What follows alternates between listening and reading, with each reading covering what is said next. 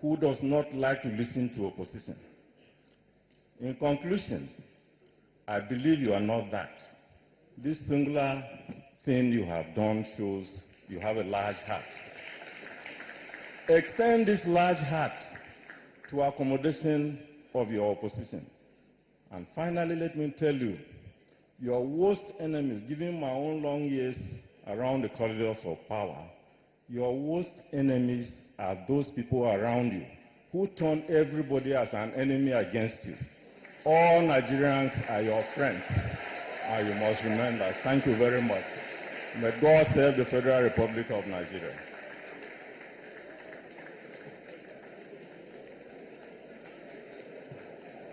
Your Excellency,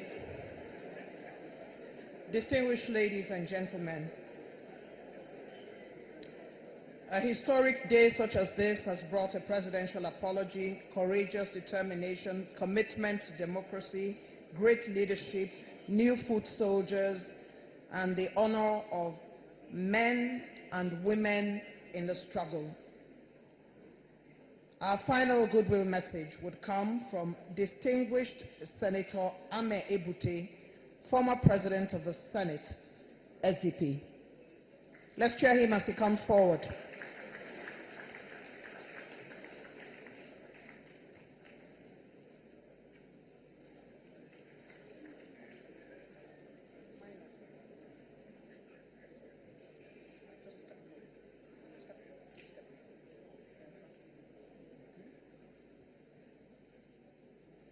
Your Excellency, the President of the Federal Republic of Nigeria, Muhammad Buhari, GCFR.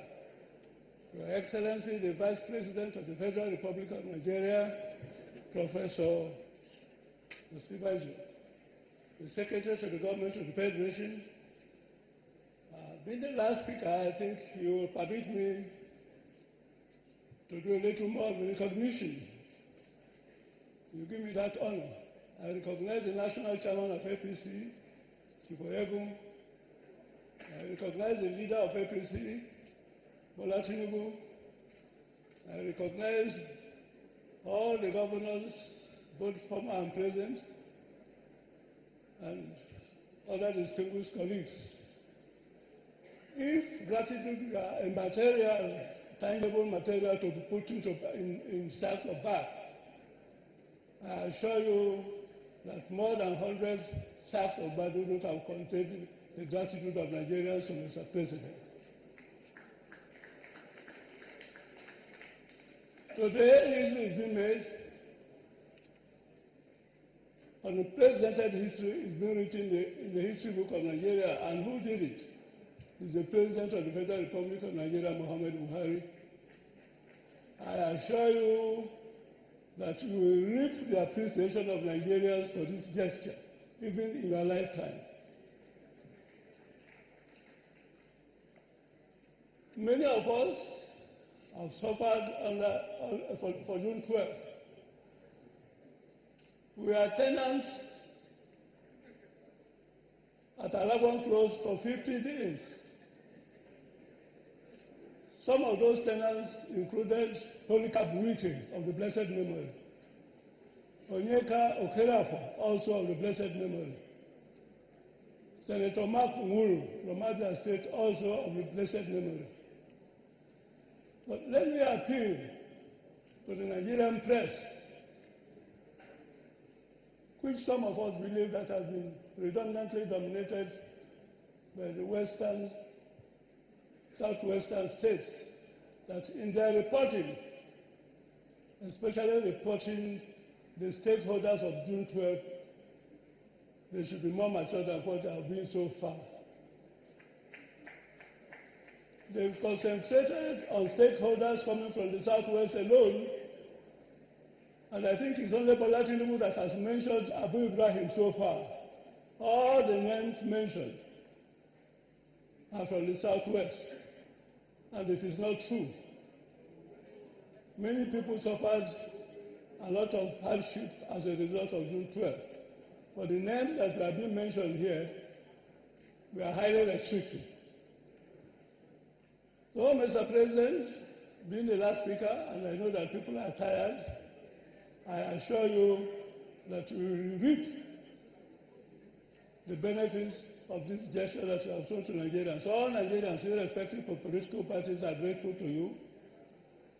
And we will continue to remember this. Even our own children, yet unborn, will remember your gesture for June 12th. Thank you very much.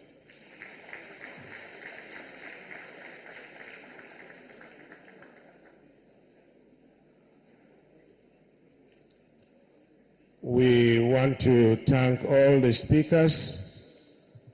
So, Your Excellencies, distinguished guests, ladies and gentlemen, we are almost coming to the end of this program.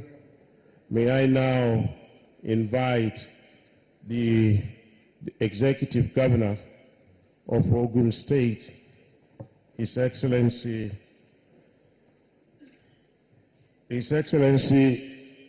Obukunle Amosun, to please come forward and give the vote of thanks.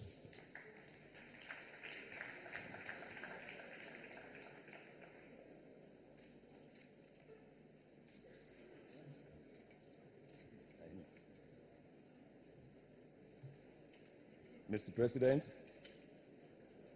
Mr. Vice President, my brother governors, our KBCs, the families that have been honored today, let me stand on all already established protocols. Distinguished ladies and gentlemen, on behalf of the Abiola family and the entire 7.2 million good people of Ogun State, I heartily express our profound appreciation to His Excellency President Muhammad Buhari, GCFR, for the award of the national honor of the Grand Commander of the Order of the Federal Republic on our illustrious son, late Chief Moshood Kashimawo Olawale Abiola, MKO, today.